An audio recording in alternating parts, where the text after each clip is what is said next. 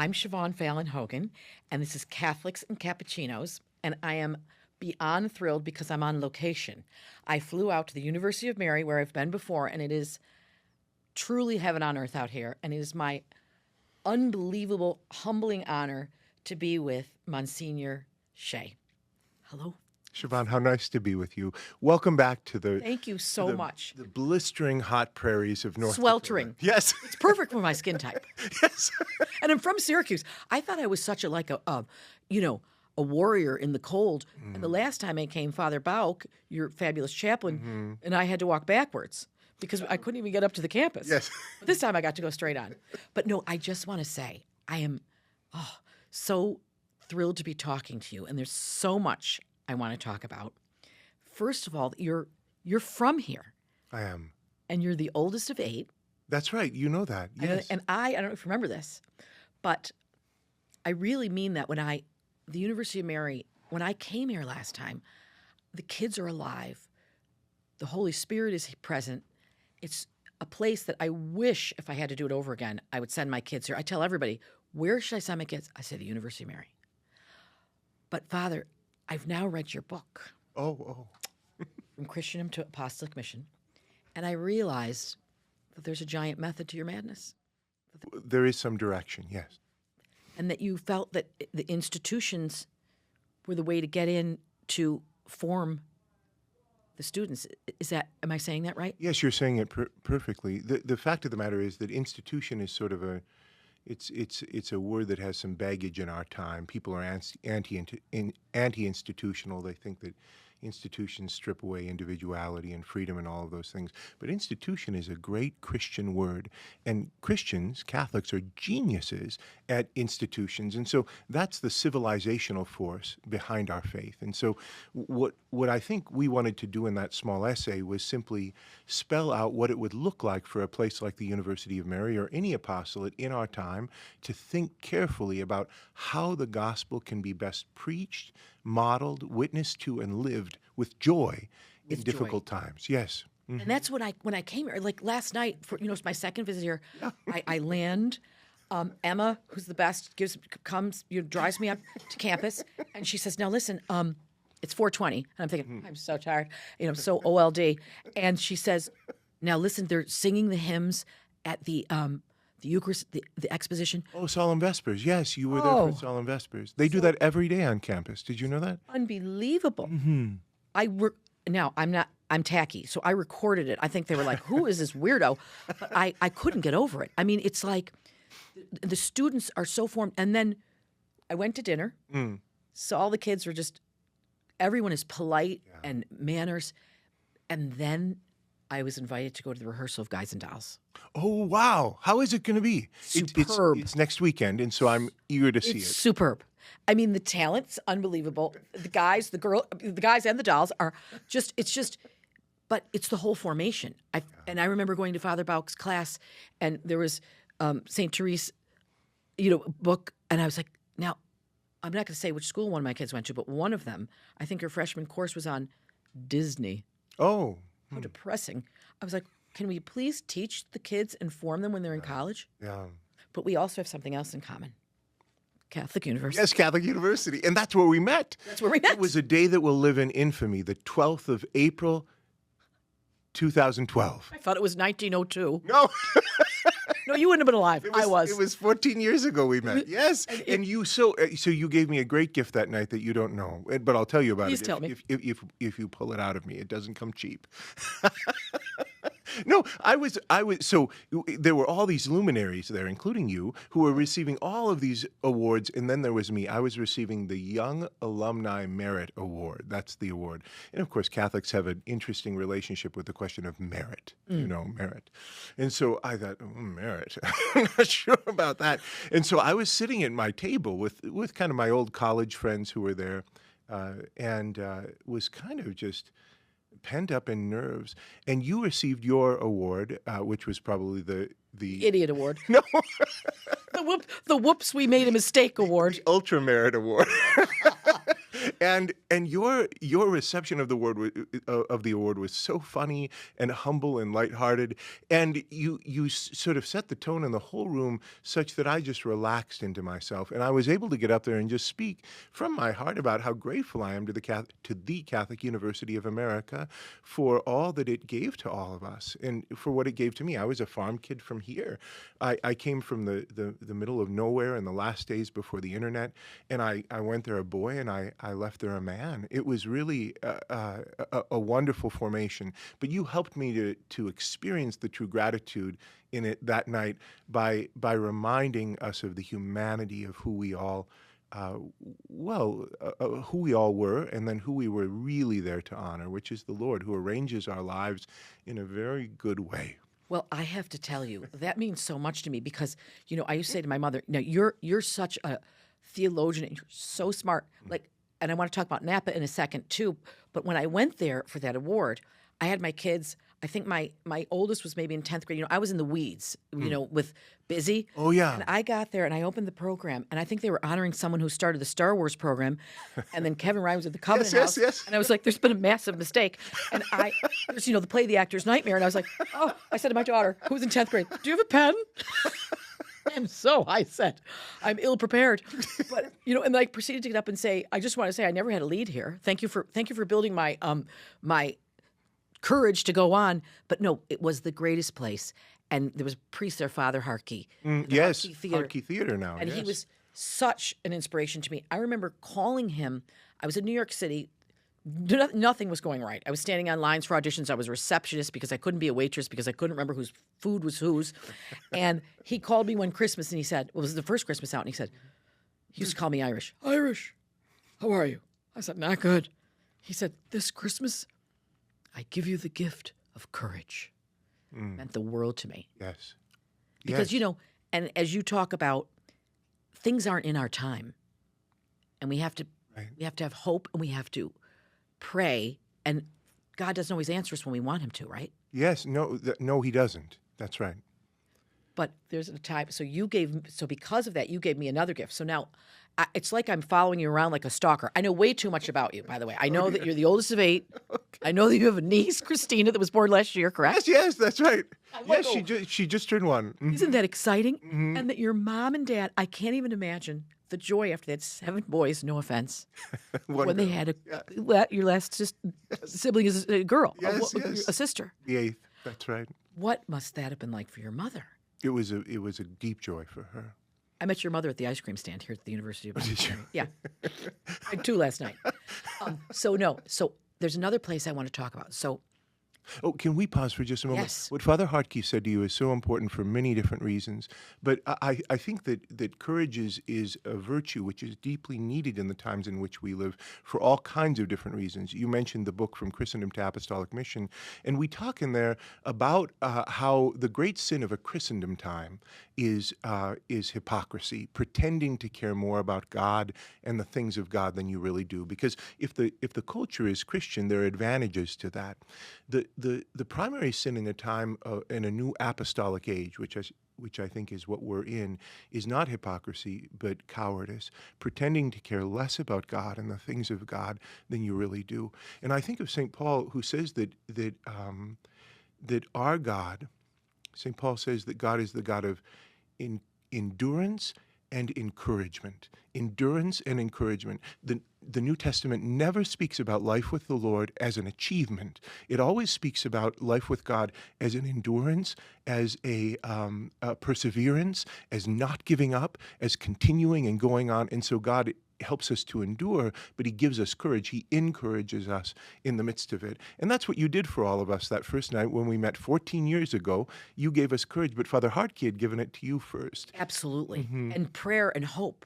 I mean, because being an actress, you're knocked down so many times. Yes, of course. But you have to have that hope and that God has a plan. Mm-hmm. And what I love that and I'll say it in layman's terms because I'm no scholar, but I love that you talk about Christendom being that we're a Christian society, but we get lazy. Yeah. And so we wonder why our kids, aren't getting married in the church, or they're not following along with what we found to be important and mandatory. And now, but I do feel it's an exciting time because now you talk about the apostolic mission. Yes. That when things go so low, that's when the real warriors, the Joan of Arcs, come in. Do you feel like that? Yes. Christianity is a religion for a fallen world. And so when things are going really well, we can blend in. But when things get darker, that's when we're meant to show up. That's when we're meant to shine like the stars of the sky. Yes. And so this is a time for us. I think it's really important. But I interrupted you. No, but that's okay. I think the question of courage in the times in which we live is just it's center stage. But you said something also fabulous in here, which was a fact that I actually called one of my daughters last night to tell her. You said there was a period, I believe in Europe or France, where there was only like maybe 300. Sure. Yeah, tell about that. Right. Well, I think that one of the difficulties is we can get caught in sociological analysis, and then it can cause us to lose heart. But that's sociology as a matter of method excludes the movement of the Holy Spirit in its scientific analysis. And so we can't do that as believers. We believe that the Holy Spirit is always on the move. And so in the immediate aftermath of the French Revolution, it looked like the church was dead. The eldest daughter of the church, the Kingdom of France, was over.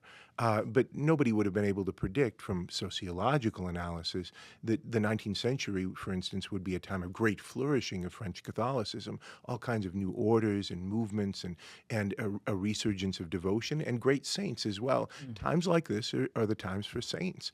And so this is great. It's very exciting. It's very dramatic. It's very dramatic. Yes. I have a nephew. My nephew, Artie, he's a doctor, and I think he saw that our church back in upstate New York was, the kids weren't as involved.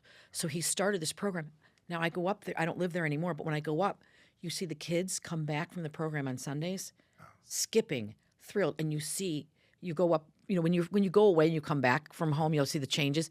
Maybe there's 10 kids. Next week there's 20. There's 30. But after I read this, I said, you've got to read this book. I said, you're doing exactly what Monsignor talks about. We need loud and proud, and we need to study. That's what I want to talk. Well, I want to ask about institutions. Yes. So I saw you again then at Napa, the Napa Institute. Oh yeah, which Tim Bush has provided a place for us Catholics to go to meet each other. And now they have this arts festival. So, I feel like as an actress, you felt like you were an island. But since going, I've met so many writers, film directors. I was just down in Guatemala doing this film, The Shepherd, which EWTN is backing, about Stanley Rother. Yes, Father Stanley, Blessed Stanley Rother. I discovered him by accident, Siobhan. I was a high school chaplain, and I used to take students down to work in a local charity, a Bismarck charity called the God's Child Project. And they raised a lot of money up here in Bismarck, and then they used it to fund various initiatives down in Guatemala. So I would take my high school students down. We would spend the whole week building homes in the slums of San Felipe, just outside of Antigua. Yes. And then when the houses were built, that weekend then we would go up into the hill country. We would go to Chichicastenango and Panajachel, and by Panajachel is this great lake. And so we would take this little rickety boat, and I always thought, we're all going to die. We're all going to die for sure. We took this little rickety boat, you probably have taken it, across to Santiago Atitlan.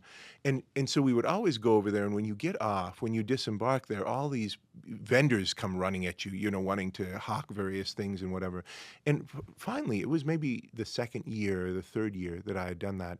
I said, I'm going to go find the church in this village.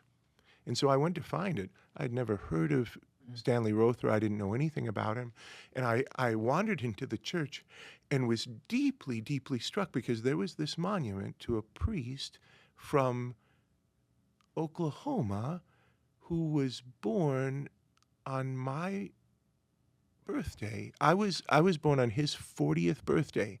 And what's your birthday? The 27th of March. Wow. And so he was born in 1935. on the 27th of March, and I thought, oh my goodness, and his heart is buried there, you know. And so I had never heard of him. I stumbled upon him by accident, and I didn't know, of course, that years later he would become one of my favorite saints. Our School of Engineering here at the University of Mary has a memorial to him right in the center of the student area of the School of Engineering, because remember, he flunked out of seminary in I know, Texas. which I love. Yeah, 'Cause I'm a flunky. he flunked out of seminary, but he was so good with his hands, and indeed, even though he had trouble learning Latin, he was able to learn the indigenous language, right? It's unbelievable. And translated the Bible into the native language. He taught them methods of agriculture. He built them a radio station, all kinds of things. I love him. I'm interrupting you all the time. No, I'm so glad, because here's the thing. Yeah. That was life-changing for me. So I first of all, I played the Methodist missionary. Oh, I forgot my character's name already. See? Anyway, so it was fabulous. So the thing was, those people, the Mayan people, they have nothing. They're the happiest people I've ever met. They eat, there's no, there's one place sells pretzels, the next place sells, thread. And every night they go to Mass for not an hour, 2 hours, 2.5 hours. yeah. And it's just, they're on fire. When it's time to go and receive the Eucharist, it's like the Who concert. So you get trampled. And there's another great thing that's really funny. There's men, so the men are all dressed in their, kind of traditional garb with their gauchos and their white shirts. And the women are in their beautiful, embroidered tops and their beautiful skirts, their hair beautifully done. And then there's guys, that, I don't know if you know this, walk around in purple shirts with their gauchos, and their job is to poke the people that are asleep. It is hilarious. And they're like, wake up. They tend to go back to the same person. My husband would be in big trouble. Anyway, it's at night. There's no electricity, and it smells like smoke because they heat their homes with wood. Yeah. So when I came back, my clothes all smelled like wood smoke. Right. So every night's like New Year's Eve, because everybody's out in the streets. Because if you're going to see people, you can't go home. You have one light bulb. That's right. But they get it. When you talked about the smoke, you transported me back there. You know how smells and sounds can take you back to a particular place. I spent weeks and weeks cumulatively as a young priest in Guatemala, and it's a very special place. And Father Rother, that parish at Santiago Atitlan, it had been around for 500 years without a single vocation to the priesthood or the religious life. Really? After his martyrdom, Tertullian said the blood of the martyrs is the seed of Christians, the seed of the church. After his martyrdom, they've had many vocations. Lots of young men from that parish have gone to the seminary and have been ordained priests as a result of his courageous witness. It's a magnificent story. I think of him, here we are in the midst of Lent. That's when we're recording this. And Yes. And his name was on a death list, and he was sent home, and he stayed with his brother in Okarchi, which is his hometown, on the farm where he grew up. And his brother would find him in the morning, early in the morning, looking out the screen door that looked south, thinking of his people. And finally he went to his bishop and begged him, "A shepherd doesn't run at the first sight of danger. I have to go back." And he went back, and he was there on time for Holy Week. And then in July, he was killed. It's unbelievable. And people, I met people from Canada, from Belgium, all are going to Santiago. It wouldn't be a tourist spot that a lot of people would pick because of him. It's extraordinary. Yeah. Monsignor Shea, as you're talking, I have to say, you're such an Irish storyteller. Oh dear. Are both your parents Irish? No. My dad has an Irish name. He's not full Irish. So what's your mix? Oh, I don't know exactly but my brothers and I have talked about this. We breed cattle up here in this part of the country. You know what I mean? Yeah. And so we have some German and Hungarian and Irish, right. But if you crossbreed Angus with any breed, the calves come out completely black, because black Angus. And that's Irish genes, don't you think? I do. Yeah. Definitely.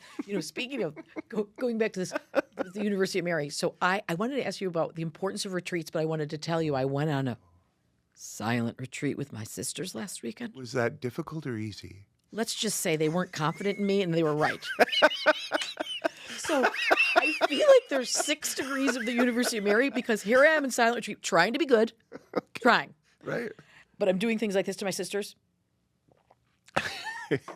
staring to make them laugh. Okay. And I'm walking down the hallway. And in this, do you know Graymore? Do you know the retreat house in upstate New York? Kind of near Garrison, New York. It's beautiful. I've heard of it, but I don't know My it. grandfather used to go there. So my sister Sheila, she's on it. And she's like, she's been going there for 30 years. So anyway, I'm trying to be silent. And I see a guy in a University of Mary sweatshirt. Wow. And I go, "Ooh, Father." No, I didn't know he was a priest at this point. I said, "Excuse me, you go to the University of Mary?" He's like, "Nope, 4 of my siblings went there." I said, "You're kidding. I was out there. When were they there?" Well, turns out, do you know Marshall Millis? Yes, of course. So he was meeting his brother Marshall. Oh, amazing. So he's a priest. Yes, of the Archdiocese of St. Paul. Yes. So anyway, we meet, and my sister's like, "Oh, here she goes." And I was like, about University of Mary. But I wanted to talk to you about retreat and what you, and I think you wrote this book when you were on retreat, is it? Well, I prepared the manuscript. Yes. Yeah. Mm-hmm. And tell me your feeling about that. And Well, I've been deeply blessed in my life in this very regard. It's true. I wrote the preface for that small book and kind of did some of the touch-ups on the manuscript on a 30-day silent retreat in Jerusalem. And I've done that twice in my life. I did it right before I came here. So I'm a priest of the Diocese of Bismarck, but when my bishop released me to come here to the University of Mary, I was scared out of my mind, and with every good reason to be. I was 33 when I was named and 34 when I was inaugurated. the youngest in America, the youngest president of a college in America. 10 years, I was the youngest college Who president. stepped in? Well, it was. We won't talk about that. Well, we call it a clerical error. It was a mistake. So so I was the victim of this criminal misjudgment, and I was trying to figure out what to do about it, and I realized that I would need a lot of divine help. And I needed to be able to say with some confidence to God, "I didn't get myself into this. You got me into it, and so you have to Another help." fine mess you've got me into, Ollie. That's right. And so I went on this 30-day silent retreat. This one was in Omaha, Nebraska, and it was deeply fortifying for me. And I was able to return to the graces again and again and again. And then for my 10th anniversary, after 10 years, the Board of Trustees here sent me on another silent retreat in Jerusalem, but I make one every year. You know, priests always do that, and so we'll do a 5-day, or usually I'll make an 8-day silent retreat every summer. And but do you feel like God has a very good sense of humor, and also it was very fortunate and blessed that you were able to be with your family here. Mm-hmm, mm-hmm. I mean, to have your mother. I mean, I know you're on the road a lot. Yeah. But what a grace that you were able to be with your family as well. Well, what's amazing is I don't know that there's any possible assignment in the Roman Catholic Church that would be closer to the farm that I grew up on than this one. So my home parish, obviously, but you know that doesn't work out if you send Jesus, I think, said something about prophets and native place and all. You said a few things about that. Did, yes. And so I'm 38 miles from the farm. It's a great gift. So yeah, my parents come here, and your brother's a priest as well. I have a younger brother who's a priest. Now, where is he? He's 100 miles to the west in Dickinson, but for 4 years he was the chaplain here. We were together. He and I were both here at the university, and he's an amazing person and did a great job. You should have him on this podcast. I will. My goodness, much funnier, much better spoken, much better looking. What are other ways in which I will definitely. Yeah, it's a long catalog. I mean, your mother's going to shoot your father straight to heaven. My mother used to say, "Oh, one of you would have a religious life. You go straight to heaven." So what I was going to ask you as well, being that we're recording this during Lent, and I don't think it will show before Lent, air before Lent, as they say in the lingo. Mm-hmm. I love the story about you giving the ashes out on the airplane. Oh, sure. I shared that at the National Catholic Prayer Breakfast last year, and I was surprised that it had such cachet, but it was a moment of grace for me, and partly because I was so surprised by myself. The stewardess came back and she said it was Ash Wednesday. I was flying from Palm Springs to Phoenix. We have a lot going on down in Phoenix, and I'd been seeing some of the donors of the university in Palm Springs, and so it was Ash Wednesday. I had said Mass in a house that morning and had traveled with some ashes, and so So I had imposed ashes in the morning mass, and then I just happened to be on an airplane. The stewardess came back, and she was very, very sad, I could see, and indeed in tears. And she just felt so bad to be missing Ash Wednesday. She said, I wasn't, this was an afternoon flight, I wasn't able to get to mass.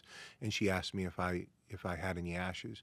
Well, the normal answer would be no, I don't carry ashes with me. Even on Ash Wednesday, I wouldn't think, normally to myself, I wouldn't think, oh, I should carry ashes just in case, but I happened to have them up in the overhead compartment. And so I was able to impose ashes on her, and then by the end of the flight, most of the rest of the flight, all the other stewardesses and one of the pilots had come back to ask for ashes. It was a great testament to the power of Christian witness and the importance of Catholic sacramental life and sacramentals in the midst of a very secular culture. It was a great moment of hope for me.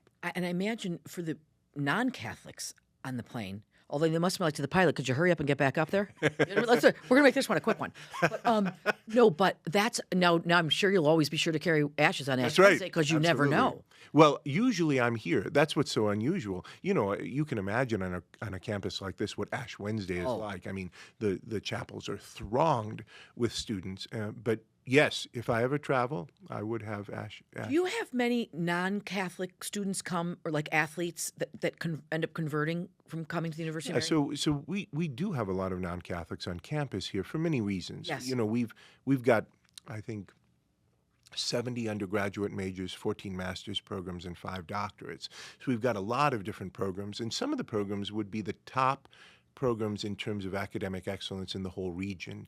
And so, for instance, if a student wants to be a physical therapist or an occupational therapist, if a student wants to be a nurse, they come to the University of Mary in this part of the country. You know, when you're talking about Montana, South Dakota, North Dakota, Minnesota, in this region, we're just really well known for certain programs. And so a lot of students from this part of the country come here for that reason. And then athletes too. You know, we have about 500 scholar athletes. We play Division II athletics in the NCAA, and so we recruit as a result for 17 varsity teams from all over the country. So a lot of those students who come are not Catholic. We're probably the only place that I know of that has a full-time Catholic priest whose entire ministry is college athletics. And so we have we're the Marauders, the University of Mary Marauders. Yes. And so there's a chaplain for Marauders athletics, Father Jared Wolf, who's he's a very fine priest. I think I met him last year. Yes. I think you yes, must he's have. great. So as a result, we have lots and lots of non-Catholic students who are engaging with serious questions. Also, lots of nominal Catholics come here for various reasons who have an opportunity here to have their faith reawakened in them. And I think that we should close our doors, really. The University of Mary should close our doors if we don't provide for every single student who comes through here a meaningful encounter with Jesus Christ and with Catholic teaching. And so as a result, yeah, you can imagine lots and lots of students every year are received into the church at Easter. And that's coming up soon. And so we always get excited for it. Father Bauk, who our chaplain, he does something called Core Catholicism. That's kind of our OCIA program. But he does it in his own way. You know, he's got a great mind for the faith. And so the students, he has Catholic and non-Catholic students and just kind of onlookers, like sort of eavesdroppers who come in, and he just goes on and on for an hour before Sunday evening Mass. He does a great job. Well, both of you have such great senses of humor. I think that attracts, because sometimes if you're not they might think of someone, that they're going to be very serious. But I think humor is a great way of attracting all nominal or, whatever type of Catholic or any type of person to reach. Yes, well, but you would know more about this than anybody else. I think it's an interesting thing. Those humor is an actual engagement with reality. I sometimes think that the funniest people are people who carry within them a profound tragedy as well. And I mean, we talked about the Irish earlier. That melancholy of the Irish makes them some of the funniest people in the world. Definitely, because there's a certain sense in which the juxtaposition of human triumph and tragedy, of goodness and frailty and foible and malice and all of that whole pot, the kind of the whole concoction of human sorrow and joy finds its way into expression in a funny person, such that there's just a real contact with reality. You don't laugh at things simply because they're outrageous. You laugh at them because of the surprising truth which is revealed. Yeah. That's, I don't know if you remember this, but when I brought my movie Shelter in Solitude, Yes, I remember sat it next well. to you, and I was dying because of a few foul words. Because it's about, it's about a guy on death row, and I play this kind of washed up cougar, Yeah. and I was like, oh boy, this is bad. And afterwards, I said, Father, I'm sorry about the swear words, and you said, well, sometimes those are the type of people that they are, and but they're charitable people, but I love studying and writing about people that are extremely funny, and most people don't expect horrible things to happen to funny people. Mm-hmm. And then when it happens, how does a funny person not be the funny person anymore? And they hit rock bottom, and they only through faith can they rise back up to that, to find that humor again. Right. No, that's right. That kind of resilience. I think of a person like G.K. Chesterton, one of the luminaries from our tradition.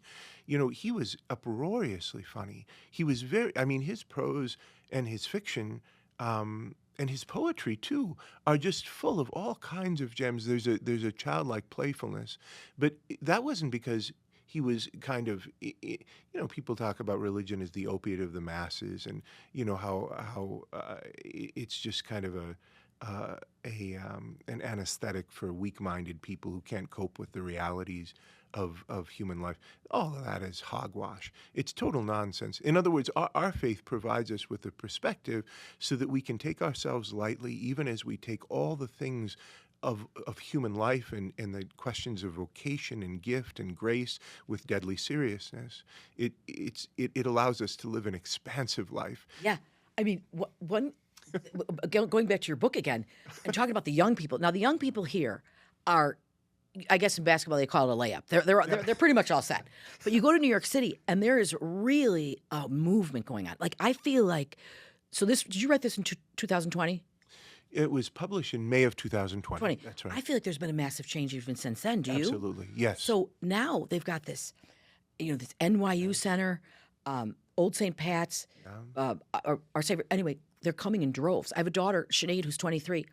I mean, this is the place to go, on Sundays. Mm-hmm. And because all that we were sold or people believe would make us happy, these gifts, money, beauty, pictures of yourself 24/7, everybody was just sinking into depression. Yes.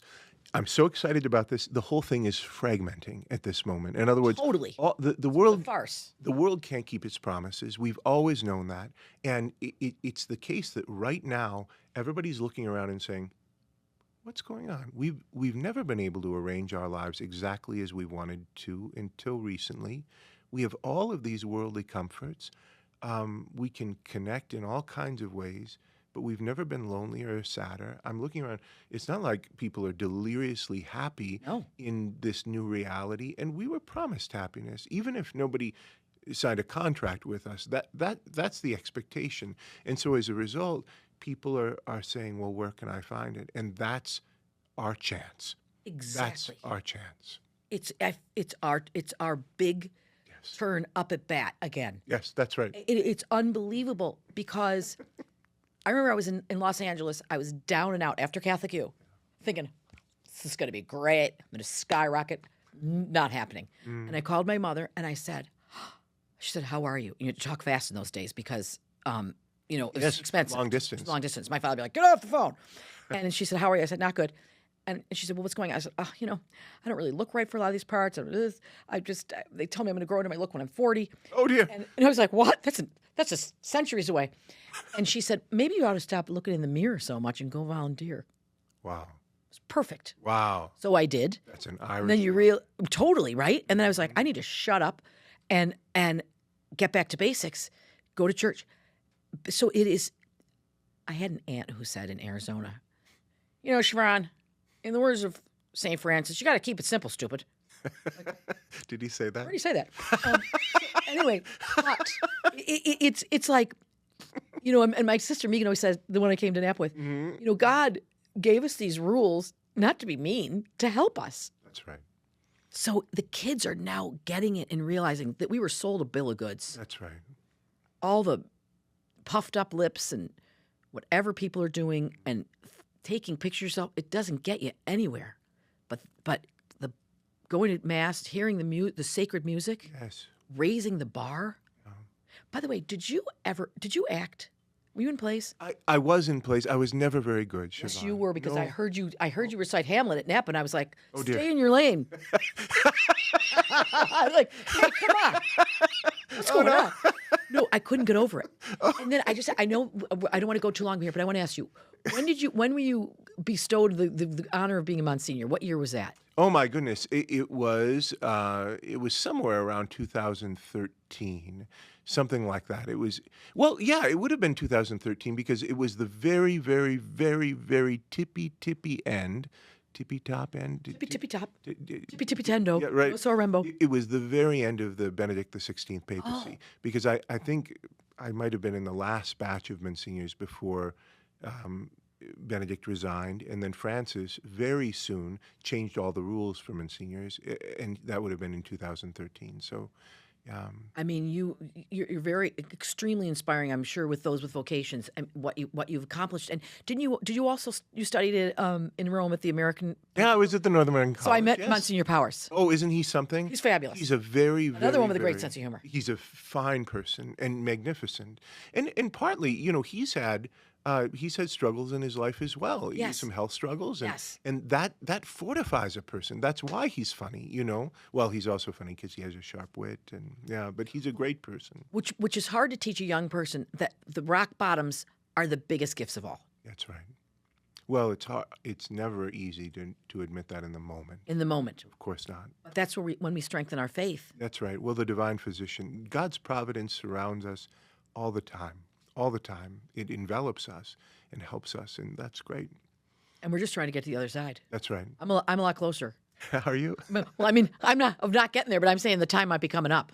Getting a little long in the tooth. Siobhan, I'm so grateful. You know, your first visit here, of course, you were our prayer day speaker. Imagine. It was magnificent. And every time, I mean, we have this goes back to like 1977 or something. We've had prayer day speakers every single year, and you came, and it was wonderful, and you changed lives. You changed a particular life. There was an alumna of ours. I think you know who I'm talking about. There was an alumna of ours who was working for us in residence life, and she heard your story, and she thought, I need to be an actress. I need to be an actress. And I'm so excited about it because I think she's going to be a big star, She's and fabulous. she's going to build us a theater. And so I just want to say publicly on this podcast, which will be watched by millions upon millions of people, I want to say that they should hire her. Her name is Marta Pugh. Absolutely. Find Marta Pugh, hire her. She only accepts 7-figure engagements. Only 7-figure. Casting. Others need not apply. Yeah, others need not apply because she's going to build us a theater someday. at the University she's of Mary. spectacular. And she was very inspiring to me because when I met her, she said, you know, when I came, you know, she said, she didn't say I was cafeteria Catholic. That's an old phrase. But she didn't say that at all. But she just said, I was, you know, going along, but the University of Mary lit me on fire. And she's an inspiration. That's why I always tell young people when I see them in church, do you know how inspiring it is for me to see you? Because, you know, we want to know that this is going to carry on in a great way with passionate people. That's right. So that's why even this podcast, you know, it's so important to have young and old because the young inspire the old to keep going and keep reading, keep going on retreat. Zip it when you're on silent retreat. I got to work on that one. I'm so glad you're doing this podcast because I think that the world needs more of you, Siobhan. Oh, I'm Monsignor, very grateful. You are the best. And we need to end in a prayer. Yes, let's do that. We forgot to start in a prayer. Okay. So Is that my fault or yours? No, it's definitely mine. Oh, is it? Because I got so, you know, I'm not starstruck by many people, but I am starstruck by you, so I skipped the prayer. That's bad. Okay, so yes, can we please pray and Let's do that. In the name of the Father, the Son, and the Holy Spirit, amen. Father, we give you thanks and praise for all of your goodness. We thank you for the ways in which you help us, you encourage us, you fill us with courage and make us brave in your service. And you help us to persevere in the midst of our lives when disappointment comes, when difficulty and trial face us. You never leave us alone to face all that without you. And so come by our side now. Illumine our hearts and minds. Bless Siobhan in this great work of this new podcast. Give it great success. Indeed, more than that, allow it to find its way into the hearing and the viewing of all those who most need a little bit of good cheer in the midst of their lives and encouragement from you. Bless the University of Mary, too, and our care for students. Help us to do a great job and to give you glory in the midst of forming young people who are standing on the doorstep of their lives. And once again, bless all of our listeners and viewers, everybody who comes into contact with this material, this video. Give them everything that they need in the midst of their life. Bless them and fill them with grace. Bless all of us. We ask this through Christ our Lord. Amen. Well, I just want to say, I am more than grateful. And if you have children who are thinking of college, this is definitely where you want them. It is a slice of heaven. And all you have to do is walk on campus and you will know it within a second. I promise you. And Monsignor Shea, it's my great honor. Thank you so much. You're inspiring, so inspiring to me and to all. And march on. And for a guy, one of 8, farm boy, I'd say you've done pretty good for yourself. Well, that's because we're both cardinals, graduates of the Catholic University of America. That's right. God bless. God Thanks bless a you. million. Thank you. Hi, my name is Siobhan Fallon Hogan, and I've been an actress for 555 years. What do you call these people that do this? Podcasters? Podcasters. You're a podcaster. She finally made it. Catholics and Cappuccinos is a conversational piece between myself and fabulous other Catholics and non-Catholics who are friends of Catholics. And then in 2014, we were on the movie set with Kevin James. So you did Here Comes the Boom.